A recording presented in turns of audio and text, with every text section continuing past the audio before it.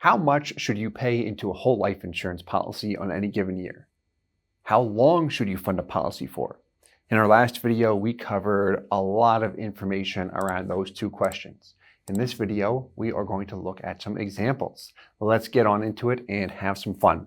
So we're going to look at some sample policies we put together, and they're going to be based on these different scenarios to the left in green.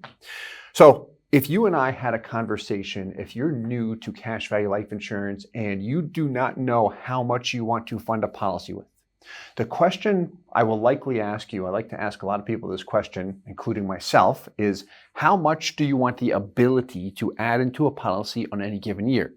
Key word there being ability. Because what we don't want is to be committed to a large dollar amount that makes the policy feel like a burden. I'm always thinking about it. I hope I can make the payment this year. If I can't, what's going to happen? It just causes unnecessary stress. So if I can use the policy more like a flexible savings asset and make additional payments at my discretion, that all of a sudden makes the policy not feel like a burden. I can commit to a minimal amount and then 100% at my discretion, add more money into the policy. So let's say you fall in this camp.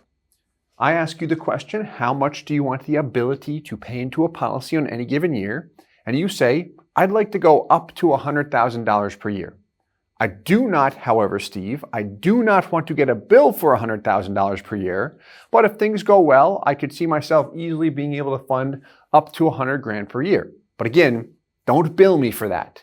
So how we would set this policy up is based on the limits that are available with the different insurance companies we work with.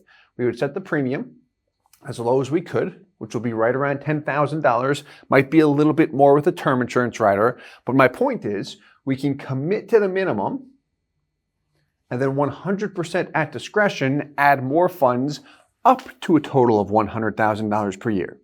This way I'm only billed for the $10,000, and with some companies that can even be paid monthly, meaning I can pay that, it would be a little over $800 per month. I can pay just the minimum amount monthly, and then at discretion, add more funds into PUAs.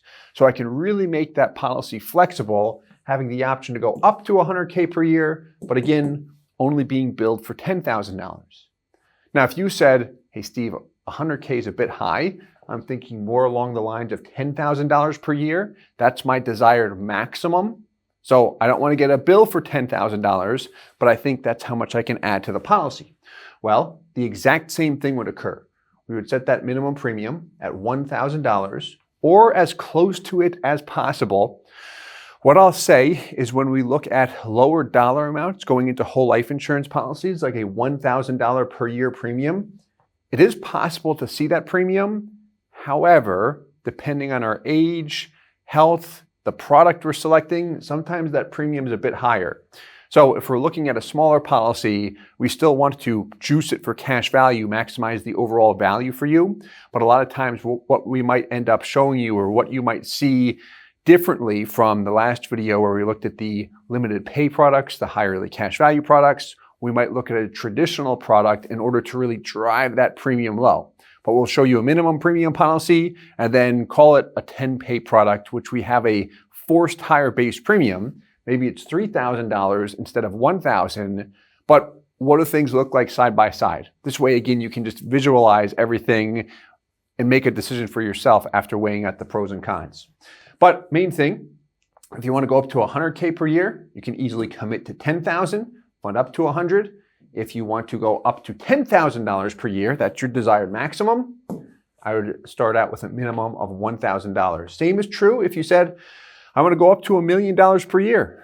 How we would design that policy is we'd set it up with a minimum base premium of approximately $100,000.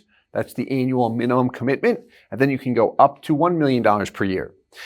Now, depending on your circumstances, a lot of times when we've worked with people that are paying in $1 million per year, they don't need the flexibility as much. That's usually a transfer of assets from one area to another. Usually it's excess cash in the bank or another safe asset class that they're just moving into a cash value life insurance policy over a certain number of years. But we do build the flexibility in the event that life happens, even if we don't need it. And if you've got that premium minimized, that's going to give you the highest overall value, cash value that is, on a guaranteed and non-guaranteed basis. And what I'll add here is when you look at numbers like this, 7 figures going into the policy, do you think the guaranteed values are looked at heavily? Yes, they are.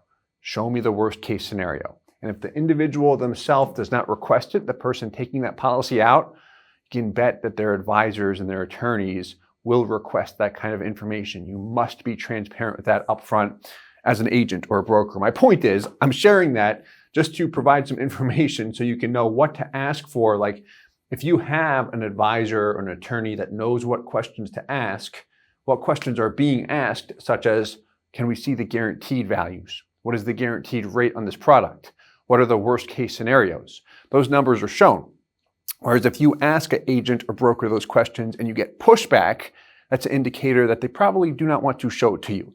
Just have it shown to you. This way you can see everything up front. Very, very important here. So let's look at some sample policies. Before I do that, something very important here. So all of these 3 examples demonstrate 1090 splits. And what that means is 10% of the total desired payment is directed toward the base premium. Take the 100K example. You can have a minimum base premium of $10,000 per year. That's often as aggressive as we can illustrate it, or very, very close to that, with the major mutual companies. Some smaller companies do allow us to go lower. But with that said, there are exceptions to that rule, even with the major mutual companies. We've got Guardian here. Mass Mutual, there's an exception if I have a 1035 exchange. Let's look at a non-1035 exchange with Guardian. In the first year, we can actually pay 50x the base premium in PUAs.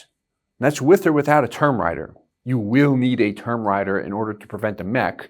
You also have to qualify for the amount of death benefit that we're looking at, or that the policy needs to prevent a MEC. But my point is, this is a limit that Guardian as a company accepts, where you can really make a policy look good, particularly upfront, by hyperfunding the cash value. And we're going to look at an example on that. So let's take a look at a couple samples here. Policies we put together. We will begin with the high-end dollar amount. So this was a policy we looked at for an individual. He ended up paying in about $1 million per year, and he used an older version of this product. But here we see $1.1 million going in. The base premium is $100,000 per year. And how does the cash value look? I'm going to say it looks pretty darn good. So here, ESWL, you might know what that stands for if you've seen the past couple of videos. Executive Strategies whole life insurance product. That is Guardian's high yearly cash value policy, which has a minimum base premium requirement of how much? $100,000 if it's for a policy on one individual. But we see him 10xing the base premium in PUAs each year. There's the $1.1 million per year. And my break even is off here. It's actually between years 4 and 5, where I've paid in by year 4, 4.4 million. I'm very close. And 5.5 by year 5, and I'm cash positive. Over here, when I look at the indexed option, I've paid in 1.1 per year. So by year 4, I've got 4.4, and I've got 4.4 million in cash value. Now, a question that comes up quite a bit here is one, hey, I can't put 7 figures per year into a policy. I might not even make 7 figures per year, but is this something that is exclusive to individuals that are making these large deposits year in and year out? And the answer is no. So let's look at another example here. Let's take a look of another 31-year-old individual whose health rating is not as attractive here. His health rating was actually standard non-smoker, whereas the $1.1 million example was preferred plus, or ultra preferred, the top health class. But point here, this is actually a different product, but how different is it? A little bit different when we look at the upfront cash value. Instead of an 8% hit, it's a 15% hit. And this is sticking with the same insurance company, Guardian to Guardian. But what do we see here? Not $1.1 million going in, $10,000 per year going in. And we covered this illustration in one of the earlier videos, the detailed illustration from the insurance carrier, that is. But almost 85% right off the bat. break-even point, the $1.1 million example broke even between years 4 and 5. This one's a clean year 5 based on the basic dividend. And you've got the index rider over here as well. Not that much of a difference. You will see the other policy produce favorable results. It is true that the more money you pay into a life insurance policy, the higher the internal rate of return will be. However, it's not that much. For example, if I'm paying in $10,000 per year or $50,000 per year, I might see the average internal rate of return for the $50K per year individual 0.01 to 0.02% more. Literally, like that's the amount, not exaggerating. Let's look at that actually as we scale this up. So here, if we looked at year 20, what was your average internal rate of return on the dividend, not the indexed? 3.88%. Year 20 here, so what this is, before I just zip through it, exact same policy. All we've done here is multiplied everything by 5. So instead of $10,000 per year, he's paying in $50,000 per year. Look at the IRR, almost identical in the first year. Break-even point is identical at year 5. And year 20, with all things equal, but paying in more money, the internal rate of return is literally 0.02% more. Who cares? A lot of people express that to say, okay, not much of a difference. Now, when you keep scaling it up, 10,000 to 1.1 million, now we're going up 0.02, 0.02, 0.02. You'll see a little bit more significant spread there. But again, it's not a huge difference if all things are equal from a design standpoint. But policy with 10K per year going in, he's committed to a $1,000 per year minimum. The net minimum is about $1,200 per year or $100 a month, and he can add up to 10K per year. If he sees this example and he says, you know what, I really like that up front, that negative 8% hit and just a rich cash value day one, can I get that while still only paying in $10,000 per year? And the answer is yes. So here's an example on his wife where the numbers would look comparable if we put them on him, being the husband and the male, but let's just look at this policy. This is a Mass Mutual high yearly cash value product. Here we go. And we've got the same policy here on all 3 examples. The difference is just that first one we're funding for 5 years, second one we're funding for 15 years, and the last one we are funding for 30 years. For those folks that like to see what's it look like if I pay a lot of money into the policy for a long period of time. And if you're a deep dive person, my favorite here is when we hear agents state you can't have a minimum base premium and pay into it for a long period of time because the company won't let you or it'll mech. It's like, that's nonsense. I think this is my honest opinion. I think that's brought up quite a bit because a minimum base premium does result in minimum commissions. And it's like, all right, I'm going to have this policy where somebody's paying in for a long period of time and I'm going to do it for a small dollar amount. This is what I think goes through some agents' heads. Could be completely wrong, but this is my opinion there. So my point is we can fund a policy for a long period of time with a 1090 split here. If you're digging deep, you may have heard that one before. There's for 5 years, break even year 5, and look at this. Just about the same. Negative 8.31% hit instead of a negative 8.02% hit. Like, what's the difference there? So 10K all the way up to $1 million per year. We do not see much of a difference there. And we can look at different examples. We looked at 50K. Here's another one with 50K per year. This is also on a 33-year-old female. Just about a 10% hit right off the bat. And then we've got a handful of other examples, which is pretty cool. Mass Mutual 10-Pay. I do like that 10-Pay product and how they revamped it. Crossover year 4, and this is $100,000 per year going in on a 40-year-old individual.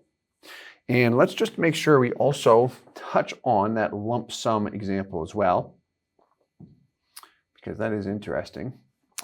So in a lump sum study here, we'll hit this more in the actual lump sum series in our videos, but I do want to hit that 50x point, where in this example, we're not even going to go all the way up to 50x, but this will demonstrate something that looks pretty good. Or we will get up to 50x on one of them, one on the far left. So on the left, we've got a Guardian policy, $5,000 base premium, wants to fund it for 10 years at a total of $50,000 per year. We've got it constructed with that 1-year term rider. As the whole life death benefit increases while you pump money into PUAs, your term rider will decrease if you have this type of term rider attached. I'm a huge fan of these term riders, one, because corporations use them, and two, here's the main reason why, flexibility. This is really what allows you to dump funds into PUAs at discretion. Break-even point, year 5. I've paid in $250 and I have $250. So here's one option. This is a 10-year fund. Because this is with Guardian, what I like to show as well is, hey, a Guardian policy, you can fund it for 10 years and stop, or we can keep paying the premium. Maybe it's $10K per year thereafter, but 10 years or less, when I'm max funding a policy until that term rider burns out, that's really how I redline the policy, hit the sweet spot if you want to call it that. So how we can make it even a little bit better, make the cash value a little bit sweeter. Now you're really just hitting the bullseye for playing darts.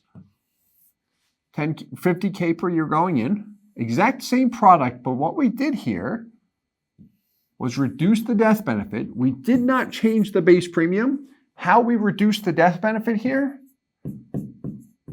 is by reducing the term rider. And we'll hit on these detailed illustrations in our lump sum study. We can actually see this on the illustration as well. But by reducing the term rider, we slightly reduce the costs. And look at this. Not much of a difference. We see almost $100, a little bit more than that, show up in cash value in the first year. But now we've paid in 50 and we've got over 42. By year 5, you paid in 250, you've got 251 and change. Whereas the last example, we just hit 250 plus another $72. So this just demonstrates one of those, hey, by the way, here's an option a lot of people like to see where we fund it for a shorter period of time and we get a little bit stronger upfront cash value. People are attracted to that. Some aren't, but it's a nice option we like to show. And then the lump sum example. So we've got 5 years here, funding with a lump sum. 50x the first year. We did need to attach an additional term rider to ensure we do not mech in this example. So we have a 1-year term rider and then a level term rider, which is a renewable term rider. Premium renews, but the death benefit's level there. Point is, well, the point of adding all of this term insurance to the policy, term rider raises the death benefit, which is a cost-effective way to raise the death benefit and raise the mech limit. That's the main purpose there. So what do we see here? Boom! Same $5,000 base premium, $250,000 in the first year. And there's your cash value, $225 and change. So if we look at this guy here, what's your equity? Meaning how much of your payment shows up in cash value in the first year. It's a nice round number here, so you can do the math pretty quickly in your head, but let's just divide it. I was the kid in school who was not good at math, and when someone said, oh, you can do that quick in your head, I'm like, I can't. Show me how to do it. So we just take the actual cash value, divide it by the payment, and that's the percentage you have in first year cash value. 90% of your first year payment is available in cash value. That's strong for a whole life insurance product, for a product that's not a high early cash value product. And the first year lump sum is exactly what allows that in this example. What else do you notice here? When's your break-even point? $250 in the first year, $50 in the second year. So what's that mean? You've paid in a total of how much? $250 plus 50 is $300,000. You've paid in $300K and you have $281. Next year, you pay another 50 in, you're $350 in, Year 339, call it 340 in cash value. Pay another 50 in by year 4, $400,000 in. Now what? Look at that. $400,000 in cash value. And then one more payment of 50. We could have added another one to get a clean 500,000 in here, but you see the point in this example. Continues to grow quite nicely at that as well. What I also like about this is if you look at year 2, and you add a lump sum like this, it really accelerates the growth. Cash value at the end of the first year is $225,000. He added $50,000 to the policy. If that was just a 0% bank account or your mattress, it would be then worth $275,000, but it's worth $281,000, almost $282,000. That large lump sum accelerates the compounding of that policy pretty quickly. One thing I will add here, these large lump sums going up to 50x do not always make sense because you'll notice here, we need to add a lot of term insurance to the policy. Our age, health rating, amount of money we're looking to A, contribute right out of the gates, and then B, how much we want to pay ongoing afterwards, will have an impact on that design of the policy. We'll ultimately design it however you want, but kind of like these two options where someone says, hey, I want to fund it $50K per year for 10 years, and then we look at an option like this, max funding it for 5 years, same person might say, okay, let me just max fund it for 5 years, and then take out another policy and do the same thing again. Or start 2 policies simultaneously, just where I max fund them for 5 years. Point is, it's another option, and someone sees the more attractive values, so they end up going with that. So if you'd like to see any options, we'll always show you the options you'd like to see, but just as we have a discussion or when we put the numbers together, if we see that there is something more attractive, we're definitely going to show you that. With the same dollar amount going in, maybe it's a slightly different amount from our conversation, but it's one of those situations where, hey, by the way, here's a good option to see. Perhaps it's a different product, and based on our conversation, I thought you might like to see it. And then we won't do that if there's no value in it. But anyway, hope you enjoyed this one regarding the question of how much you should fund a policy with, or how much can you fund a policy with? And then also, how long should you fund a policy? It's really up to you. I'll always ask the question, how much do you want the ability to add? And then how long do you think you want to fund the policy for? 10 years or less? No, I want to go longer than 10 years. Okay, how about 20 years? Yeah, definitely I want to go longer. Age 65? No, I want to stop at that point in time. Okay, here are the products I would recommend then, and we'll show you those options. By the way, here's a product where we stop funding altogether after 10 years and look at the internal rate of return, look at the guarantees. This way we can see that up front as well. So hope you enjoyed this one. Let us know if you have any questions. If you are working with us already and you'd like to see some samples that are in line with this video, let us know and we'll talk to you soon. Thanks so much. Hey guys, Steve Parisi here. If you enjoyed the content you just saw, please subscribe, like, and hit the notification bell for future videos. If you'd like more information or to see some custom policies for yourself, feel free to call or email our offices at the contact information below.